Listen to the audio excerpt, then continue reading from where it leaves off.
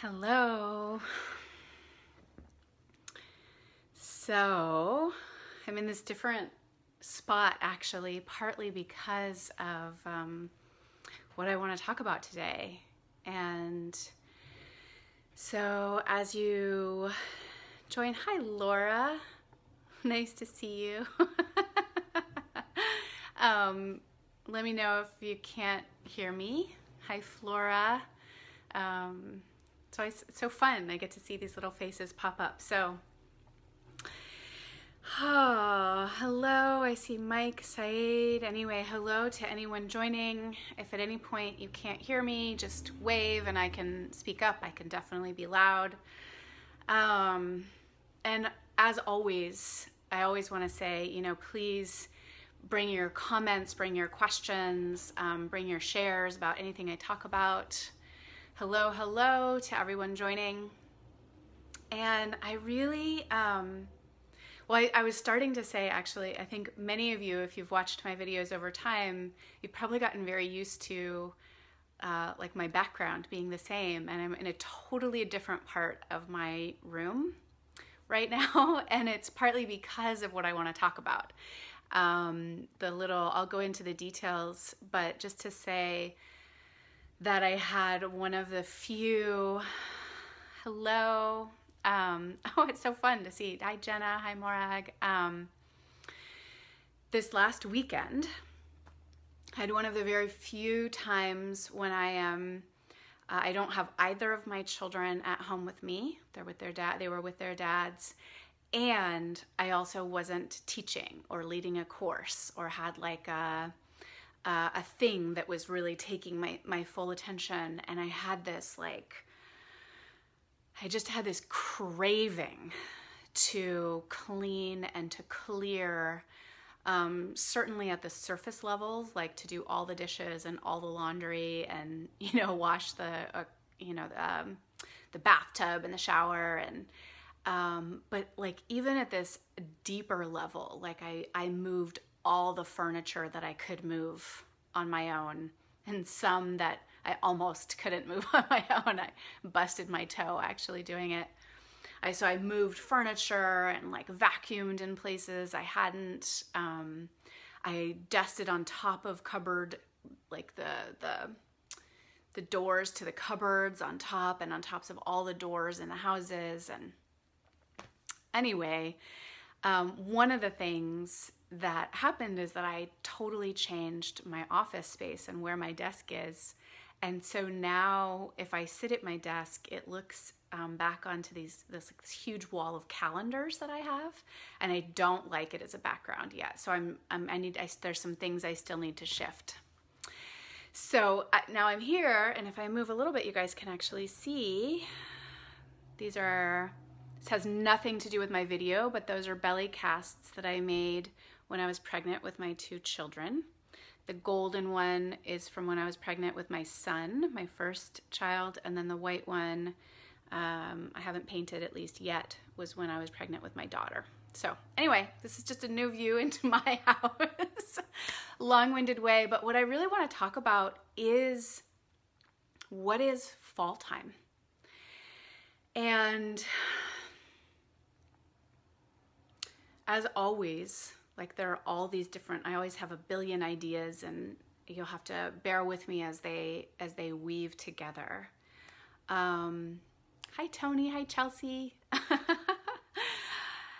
And one of the things that really stood out actually, and this kind of has to do with the weaving, is that fall time is actually inherently, every season is its own thing, but it's, you could call it a transition season. So winter and summer have this intensity of what they are, and both fall and spring have a transitional quality. And so there's one of the things I notice a lot in life, I watch it in my own movement, but I also watch it in my clients, definitely in the groups that I run, is that there's we'll give a practice or there'll be a share, and then there's the transition. We'll be doing, some group process, and then there's the transition to the next thing. And most of the time, what I see that people want to do is like shake it all off in the transition, but not consciously. It's like an unconscious, like, oh good, I don't have to feel anything, or I don't have to be present, or I don't have to actually be here, because it's just a transition. Like the real thing is going to come in a moment. And so fall is like this extended transition time. And it's a time that we actually get to cultivate our capacity to be in the uncertainty. Because transitions are inherently uncertain. I mean, a lot of life is uncertain, let's be honest. But there are the moments when we can say, like, this is what's happening, or this is so. And then in the transitions, there's a fluidity. Hi, Lisa. Nice to see you. And also an uncertainty. And so our capacity to actually stay, we could call it staying embodied, to stay present, to stay not only with ourselves, but perhaps with another in the transition, is a particular strength to build. There's like building presence in general, and we do that, in front of another person or this. And then there's the willingness, can I stay present even in the transition? So fall time is actually an opportunity. One of the ways that we can be in the flow with fall time, and for our lives to actually feel like, oh, I'm syncing up with what's happening in the season. And again, this is really for those of us in the Northern Hemisphere. Sorry to be so, self-centric here, but that's where I am. But is to actually bring more conscious awareness to being in transition. And that's transition just moment to moment throughout our day. The times we're in the car are transition, or from one thing to the next are transition. And then the broader awareness is the willingness to go like, oh, fall is transition. It's moving from the peak of summer and the intensity that is into the dark of winter and the intensity that is. And this is the transition. And can I actually stay actually feeling what it is and present to whatever is there in the transition. And transition, again, that's uncertainty. So the willingness to actually stay with uncertainty is one of the practices of fall. Yeah. For this part, Jenna, that's true, where they can really substitute. Spring has such a different energy. And so that's this perfect comment for the transition of this, for the bridge, is like spring. And this is beautiful actually, because spring tends to get spring cleaning is something that we talk about, but actually fall is like also a beautiful time for clearing. So Dan, yes. So the daydream. Oh, I love that. Because also that's where, like, who knows what's going to happen in our daydream or our imagination. And once again, it actually is about, can I stay present to it and not just unconsciously daydream? So daydream or imagination is not inherently unconscious. We can actually bring consciousness. What is coming into that more in between daydreamy, imaginative space, and what can be created, right? So again, while spring kind of gets like all the glory for the creative, because it's like spring cleaning and something new, is that fall is actually an incredible time. Like I was saying at the beginning, doing this massive clearing on my house, because fall is the time for letting go. So it's a really important time to also do cleaning, to do clearing. That's like practical magic. That's what I wanted to talk about in this Facebook group, is like this idea of practical magic and this tangible quality of And it doesn't have to be. I had this sort of beautiful opportunity of basically an open weekend and just cleared the decks completely, put my full attention really as an act of devotion towards my home and my life of this kind of clearing and cleaning. But you could have 10 minutes, and rather than checking Facebook, which again, I do, I'm not judging, but rather than checking Facebook, you could go like, I'm going to clear this one drawer. And it could be, like the junk drawer that has all the stuff and that kind of a thing, or it could literally just could be your silverware drawer that's pretty organized already, but that there's just some like pieces that could be tended or shifted, or to bring a little more flow to that particular space.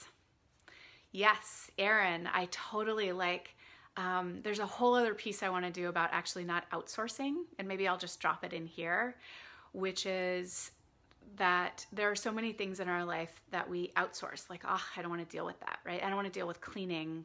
I have more important things to do. And sometimes there's a real value to that, saying like, I'm going to put my attention on this, and therefore I'll have somebody else do this.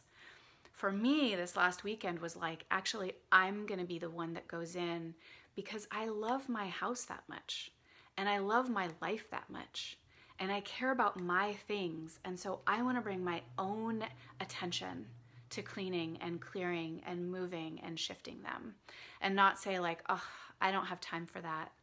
But I do, because I have time to show up for my home life. My home life matters to me. So using, again, this transition of fall as a time to look, if we look actually at the earth is, the leaves are shedding their or the trees are shedding their leaves. They're saying like, this season of this is past, and we're ready to let go of this. And there's this beautiful, some of it is very much the letting go. And the letting go is, it can be a lot of people I talk to in the fall season express like some feeling of ache or sorrow. And that is there. Again, spring is this transitional season too, but it has, again, like the waking up and the blooming of flowers and the like, I want to start new projects feeling. And fall is this letting go, and that takes trust. And there is often an ache in that, like, yes, I actually can feel in my bones or in my heart that it's time to let go of this, but it aches a little bit. For instance, there's a bunch of things that I'm letting go of, but one of them is this small, it's like a toy piano that both of my children have had. My son had it starting from when he was probably about 1, and he's 8.5 now. It means we've had this piano for like 7.5 years, right? It's moved with us through 5 different houses, and my daughter plays with it, but they don't really use it anymore. And she's almost 5 now. She's going to be 5 in December. And do they occasionally touch it and play with it and bring it in? Yes. And I could totally keep it for that. Like, it could be that it's right to go like, it's still right in our family, but I can just feel like there's some sense, partly that it's time for them to let go or move on, but really I can feel the ache in myself is like, I don't have babies anymore. I have kind of big children. And for me, not even to project on them, is like to go, for me, it's an act of letting go, and there's an ache in admitting just to myself that I am no longer in the phase of having babies and like little children who delight in tiny little pianos. And then there's an act of trust, which says, if I have another baby, I will have what I need when the time comes.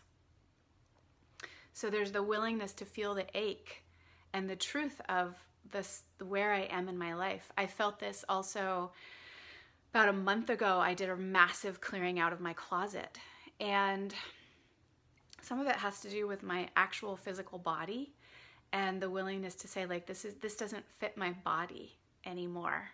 And the trust, right? The ache of like, oh, but I wanted it to. You know, there was a time when I could, these pants right on.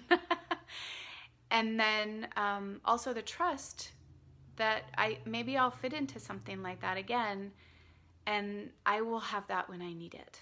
I don't have to hold on to all the things. So this is what fall teaches us. These are the practical, tangible places to touch it. Some of that also is letting go of who we have been in order to allow who we are now and who we are going to become to even have the space. So again, looking at the actual, if we look outside of ourselves at what the earth is doing, I was thinking of the acorns. The acorns around us are, they're willing now to come. The acorns have been there. They've been green, they've been little, and they're coming into their more, their more mature state. And they're becoming food for the squirrels, and they're also dropping into the places that will incubate them so that they can grow into oak trees. And if the acorn was like, no, like, I want to stay a cute and beautiful and young and tender green acorn forever, then we would never see this really glorious emergence that is an oak tree. That requires that the acorn actually become brown and dry and mature and go into the earth. Thank you, Rita. I'm glad that resonates. And the time in the earth in a way is more like the winter, but we don't go straight from summer to winter. It's not like, and that's that piece at the beginning about the willingness to be in the transition and the uncertainty, to want to just like, okay, summer's done, let's do winter. Let's go into that hibernating. But actually there's this less certain, this more transitional time of starting to shed what is no longer needed so that we even can then go into winter, go into the earth, go into the hibernation time with fullness. Because if the green acorn goes into the earth, it never sprouts into an oak tree. So when I, a couple of months ago, did this massive clearing of my closet, so some of it was on that physical level, but some of it was just like, oh, this piece of clothing is like it's a flavor of being, right? It's not about seasons. It wasn't like I got rid of all my sundresses, I just set those aside until summer. But it was about acknowledging that the energy of a clothing actually wasn't who I am now. Maybe it was in the past, maybe it was a mistake. It doesn't even matter. But it's the willingness to say, like, right now, actually, I'm going to let go that I think this is the person I am, or that I want to be this other person who would wear this, and rather go, who actually is the person I am, and trust that that's enough. So again, this is tangible, and it doesn't have to be. I've had these I almost feel like it's a luxury to get to do these on the massive levels. So if you have that luxury and you're willing to dive in at that like deep of a way, and devote yourself to house cleaning for an entire weekend. I was on the floor scrubbing, with my hands, like with rags, like scrubbing, and I was up all in my stove and scrubbing. And but again, it can be 10 minutes where you scrub the stove. It can be 10 minutes where you tend to a drawer. It can be 10 minutes where you go and you just, with your intuitive sense, you pull from your closet. This actually, I can feel it. I can feel it in my gut. I can feel it in my heart. Like I can feel this isn't actually what resonates right now. And you could have, you could give yourself a week, set it aside, and just touch back in on it in a week and go like, was that impetuous or was that true? Is this really the leaves or the trees like shedding their leaves and saying, yes, I'm willing to trust that new leaves will grow, and that this season of shedding has to come before the season of barrenness and darkness. Like it has to be here.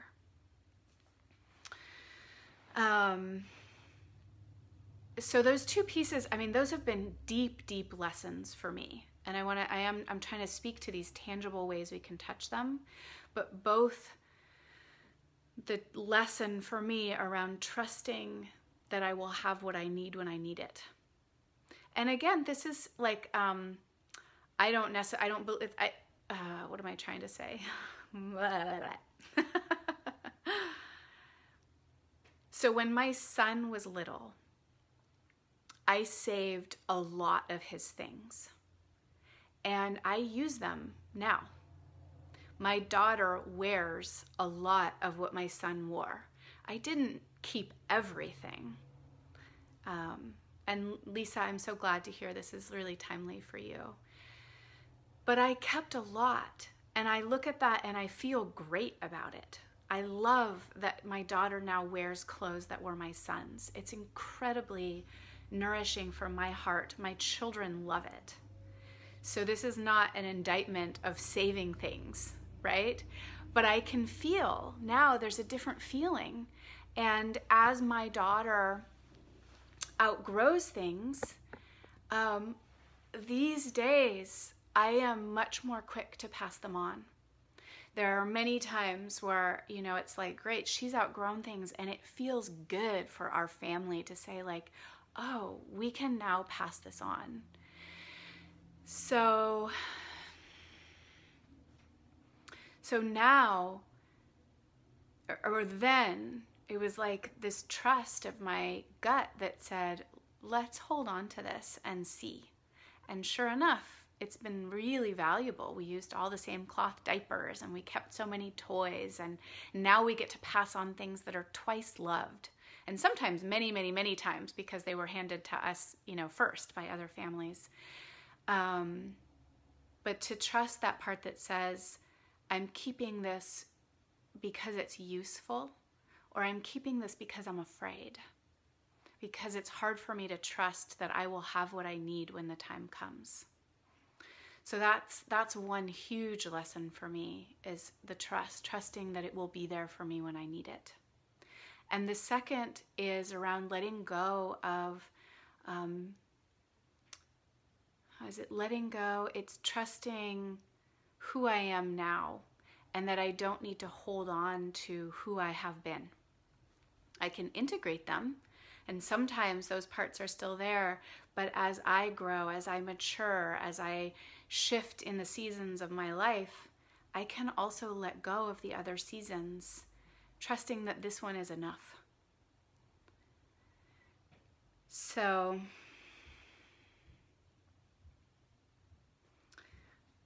I'm just checking. So those are some really practical, those are the pieces that have been very alive for me in terms of very tangible. In another tangible sense, and this is true about what am I up to, right? While spring again has this creation, what's next? What do I want to grow? Fall has what am I ready to let go of? So a practice that that can be really useful for this, I would say there's actually two practices. They're very, very similar, but they're a little bit different. So again, you might feel for yourself which is really the right one right now. But one exercise that I gave to a group of women that I work with right now is to take a sheet of paper or pages in your journal, and on one side write enlivens me, fills me with energy, enlivens me. And on the other side write drains me of energy. And it's really important to go into practices like this without really letting yourself know that you don't have to do anything about it. So if something shows up on your drains me with energy, you're not bound to like letting that thing go from your life. You are, if you take something like this on, so it's worth knowing before you do it, you are now allowing yourself to be honest with yourself. And it's very hard to unsee what you see. So it becomes more conscious choice. But it's to start to go through your life. And another caveat I'll give about this is that while it can be helpful sometimes to put people on one side or the other, typically, especially on the drains me of energy, people don't actually belong there, but certain types of interactions do. So rather than saying like, oh, my husband drains me of energy, you might write on there, when my husband comes home from work, drops all his things in the foyer, grabs a beer and goes and sits on the couch and turns on the TV. Then when that happens, I feel drained of energy. But your husband probably also does things that enliven you, fill you with energy. So it's important to, if you're really looking at doing that. And your business, right? Like work is too big of a category to put under drains me with energy. It might be like when I don't stop work at the time that I said I would stop work, then I start to be drained of energy. Or this particular task, right? I don't know, updating my website, that might drain you of energy. But work in general, for the most part, is too big of a category, is to get into the nuances. But this is a very practical fall time activity of the willingness to be honest about what is enlivening me and what drains me of energy. And again, you don't have to shed those things immediately, but it brings honesty to it. The other is more dramatic in terms of this is especially like projects that you might want to take on. And again, so using the energy of fall time is around getting this clarity of what might need to be shed. Are there things I need to say no to or put off until later that allows us to go into the dark of winter and actually let winter do what it's meant to do, to incubate, to hibernate, so that we can then come out into spring with this full force of knowing what am I, rather than just getting caught up, right? We can then end up in springtime with, I'm going to do this, I'm going to do that, I'm going to do this, and like, poof, just expend all that energy. But if we use fall time in this really intentional and magical way, then winter can do its incubation magic and spring can actually be so much more powerful. So the thing I'll leave you with last here, another kind of tangible piece is it's one of my mentors, Rich Litvin, talks about it, and then I tweak it slightly. So again, it's a piece of paper that, with a line down the middle, or it's 2 pages in a journal, and one side says, hell yes, and one side says, hell no. And then there's a spot in the middle that for now is like your maybe spot. And it's just going through, this is more, again, this isn't so much about like people in your life, but it's about projects. It's about like ideas you have. It's about things you're taking on, different pieces of work. It could include, right, like projects like joining an organization at your kid's school, or like all these kinds of things. And it is also an intuitive process. So letting yourself, knowing that you don't actually have to take action on this immediately, but is fill in all the things in your life. Like, are they a hell yes? And if they're not a hell yes, if you're not just like, yeah, I totally want to do that, it enlivens me, I know why I'm doing that, then it either belongs, so when I say hell no, what I mean is hell no for now. Doesn't mean you'll never take that back off the shelf and do it again, but it means I'm not giving that thing my energy right now, because I do actually have limited energy, and I want to give all of it to the things that are a full, like, fuck yes. So it either means hell no for now, Or it's like, oh, I really cannot decide, right? So only the things where you're like, ah, you put those in maybe. And you cannot leave things in maybe for too long, because they are taking your energy. As long as you're saying like, maybe yes, maybe no, I don't know, should I, shouldn't I, this, that, that's a huge expenditure of energy. And so, the reason that that trees shed their leaves, and the reason that these things die back is like I have dahlias right now, and they're kind of like a tuber or something. I'm not even quite sure what that, but they're not a seed, right? They actually die all the way back, and the very same tuber will grow again next year. But if they don't die back, they can't do that. And then I help them as the gardener, and I cut them all the way down, right? So it's okay to put things in the maybe for now, but it's important to go back to that and say like, okay, there's steps to this. First is this really a maybe, or is this a no for now? And let yourself be honest about that. And if you're really not sure, and this has been incredibly powerful for me, and this is an important tweak, I think, which is to say, what would make this a hell yes? And get honest about it. So maybe it's a certain project that you really want to take on, but something in you just isn't a hell yes. And it's like, wow, what would make this a hell yes is I got paid twice as much. What would make this a hell yes is if I only had to spend 5 hours a week on it. What would make this a hell yes is if my boss praised me for it on a regular, like let yourself be honest about what would actually make this a hell yes. Maybe it's even extra work. Like, this is one of the biggest ones that happened for me, is when I was offered an opportunity by a mentor of mine, and it just wasn't a hell yes. And I realized I actually wanted more responsibility than what he was asking of me. And I went back to him and I said, this is a fucking amazing opportunity. Thank you. And I can do so much more. And I laid it all out. I said, I can do this, I can do this, I can do this for you. And it stopped him in his tracks. He called me immediately and said, we need to talk. And I still work for him 3 years later.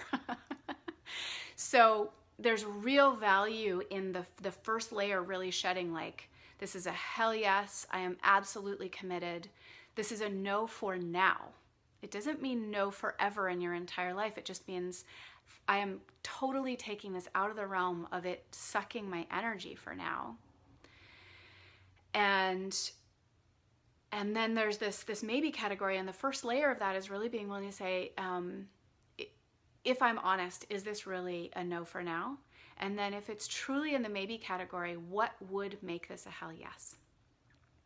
And that might require things of you, right? You might need to ask for more money. You might need to ask for more responsibility. You might need to ask for less hours. So it's like fall is also kind of a radical responsibility season. It says, what do I need to do here? What do I need to let go of? And again, this sets us up so beautifully so that winter, in its beautiful hibernation, its beautiful like inward darkness contemplation, can actually then really do its deepest magic on what matters most to us. So thank you. Thank you to all of you who are here live. I thank you to those of you who will watch the replay, but I've really enjoyed, I always really enjoy any of the interplay, whether it's, I don't know, it might be odd if I got an angry face, but I love the hearts. I love the legs. It's always fun when those just like fly across the screen.